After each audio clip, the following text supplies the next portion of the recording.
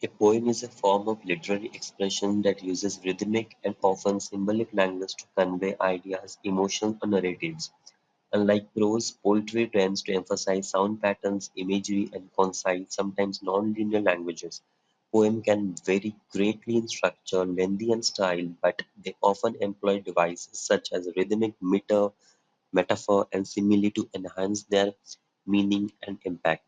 What are there are certain key features of poem, that is meter, rhyme, stanza, imagery, figurative languages, and themes.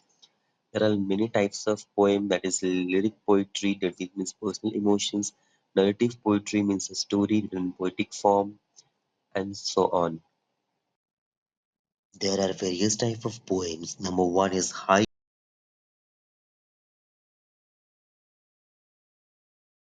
that focuses on a brief moment in time and a sense of certain illumination or enlightenment. Next one is limerick, that is funny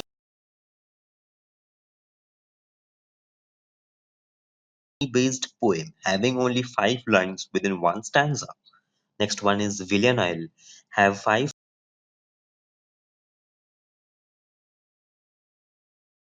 sets and quatrain and follows a rhythmic scheme using only two different sound. Next one is sonnet, short and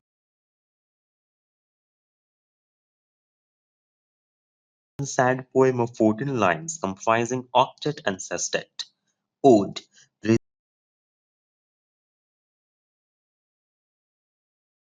praising an event, describing nature intellectually as well as emotionally. Elegy is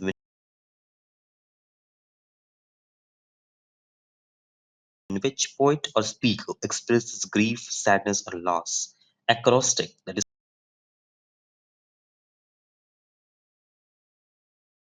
poetry where the first, last, and other letters in a line spell out particular word. In English, letters are of many types. That is formal letter,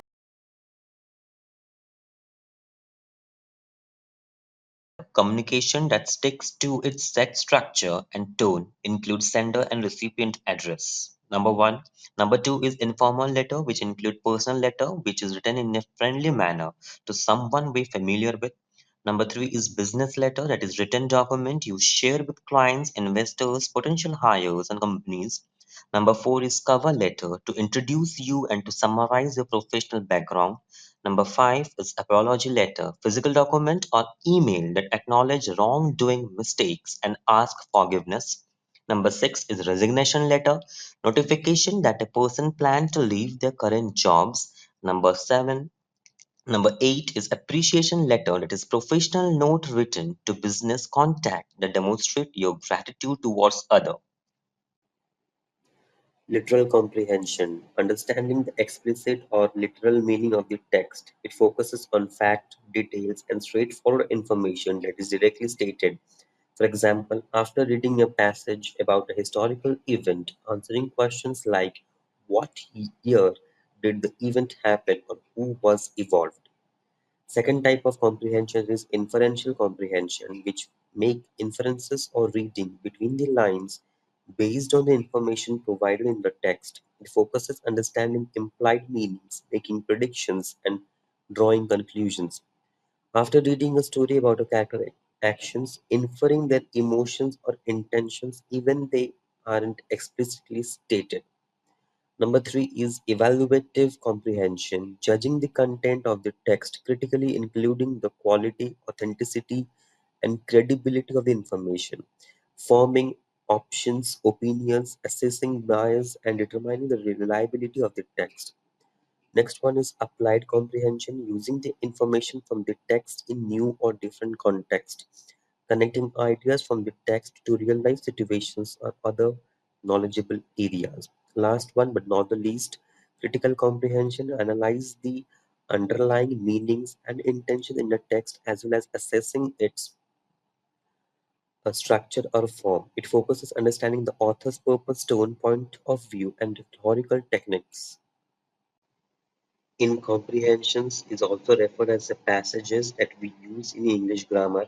According to that basis of passages, passages are of many types. Number one is descriptive passage, which focus on describing a person, place, object, or event in detail. It often appeals to the senses, helping the reader visualize the scene. Second one is narrative passage, which tells a story or recount on event or series of events. Third one is expository passage, provides information, explains a particular viewpoint and instructions. Next one is persuasive passage, which includes arguments, reasonings, and evidence to support the opinion. It also aims to convince the reader to adopt a particular viewpoint or take a specific action. Next is argumentative passage. Similar to persuasive passage, it focuses on presenting evidences and counter counter arguments. Next is dialogic passage, which convey messages through dialogues or conversation of two peoples, is known as a dialogic passages.